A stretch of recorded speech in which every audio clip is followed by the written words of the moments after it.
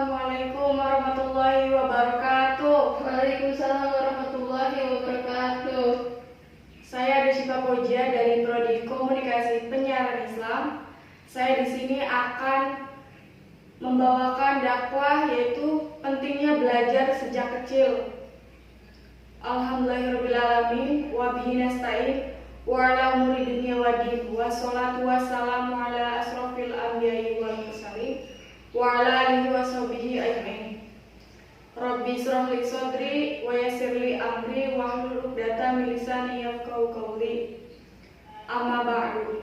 Yang pertama-tama dan yang paling utama, marilah kita panjatkan puja dan puji syukur kehadirat Allah Subhanahu wa taala yang telah memberikan kita nikmat sehat, iman, nikmat dapat berkumpul pada pagi hari ini.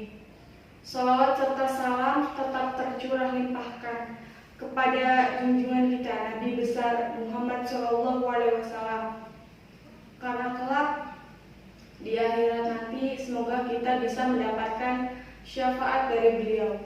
Amin amin ya robbal alamin. Manfaat belajar ialah untuk menambah wawasan agar kita menjadi pandai. Dengan belajar kita akan menambah banyak pengetahuan yang kita tidak ketahui menjadi tahu, bisa menambah keterampilan atau skill pada diri kita dan mengisi waktu luang. Lalu tujuan belajar juga dapat mengembangkan kecerdasan kita, melatih kemampuan berpikir, serta meningkatkan kemampuan mengolah informasi menjadi lebih baik. Banyak sekali tujuan belajar, diantaranya yaitu pertama, mengembangkan kecerdasan. Tujuan belajar yang pertama yaitu untuk mempelajari berbagai macam ilmu pengetahuan dapat mengembangkan pemikiran dan kecerdasan. Bukan hanya itu, belajar juga dapat meningkatkan kemampuan logis dan keterampilan dalam membuat keputusan hidup. Yang kedua yaitu melatih kemampuan berpikir, seperti mengasah kemampuan berpikir.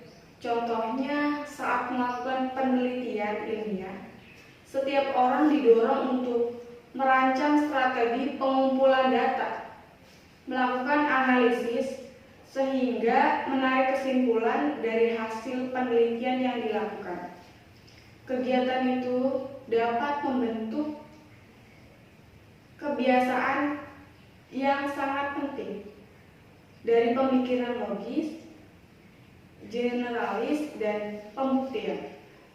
Yang ketiga yaitu beradaptasi dengan lebih baik. Semakin banyak belajar, semakin banyak pula bekal yang didapatkan untuk menghadapi perubahan tersebut. Karena pada dasarnya kehidupan akan terus berkembang secara dinamis, sehingga mendorong setiap manusia untuk dapat beradaptasi dengan baik. Yang keempat yaitu meningkatkan kemandirian. Tujuan belajar selanjutnya yaitu untuk meningkatkan kemandirian. Belajar juga dapat melatih seseorang untuk lebih mandiri dan disiplin untuk melakukan kegiatan belajar secara rutin. Maka seseorang harus meluangkan waktu khusus untuk mempelajari suatu bidang. Yang kelima yaitu meningkatkan penghasilan. Nah, tujuan belajar tersebut yaitu meningkatkan penghasilan. Seperti yang diketahui, semakin seseorang banyak belajar dan membuka diri pada pengetahuan, maka semakin banyak bidang yang dia bisa kuasai. Yang keenam yaitu memiliki lebih banyak kebebasan. Nah, tujuan belajar yang terakhir yaitu memiliki banyak kebebasan, seperti pengetahuan itu bukan diukur hanya dari kekuatan, tapi juga kebebasan, seperti kebebasan dengan pengetahuan baru, membuka informasi baru, dan mempelajari keterampilan baru, dan memperoleh kemampuan baru akan memungkinkan seperti memulai bisnis atau pekerjaan yang lebih dicintai dan memberikan rasa nyaman. Lalu, mencari ilmu sedari kecil sangat dianjurkan oleh Rasulullah. Dalam sejarah Islam, para ulama terbiasa menghafal 30 juz Al-Quran sejak usia 5 tahun hingga 8 tahun.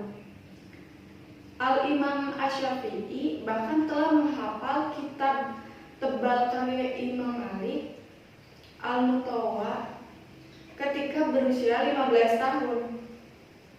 Sehingga para ulama di masa lalu bukan hanya ahli di bidang tafsir, hadis, fikih, dan usul saja, tetapi mereka juga ahli di bidang ilmu pengetahuan dan sains.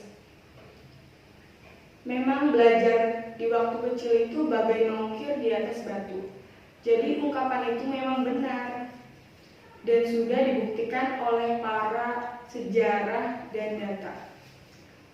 Kalimat hikmah isinya mengandung kebenaran ini adalah kalimat dari seorang ulama besar di masa tabi'in.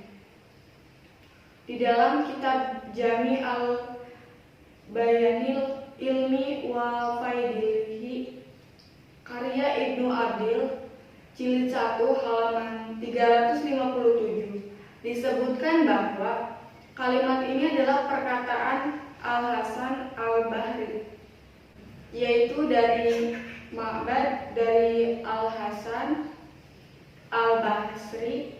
Beliau berkata, mencari ilmu pada saat kecil seperti memahat di atas batu.